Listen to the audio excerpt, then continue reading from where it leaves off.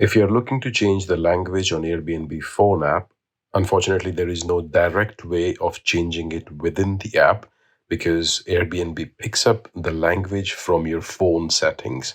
So, whatever is the language you have set as the primary language of your phone, Airbnb will display everything in the same language. If you want to change the language on Airbnb, you will have to change the primary language of your phone.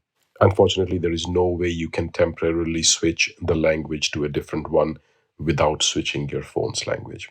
If you're trying to do the same thing from Airbnb website, it is much easier. You can click on the link which is being displayed in the top right of this screen to see how you can do that easily on Airbnb website.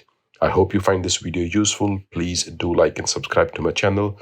Until next time, bye-bye.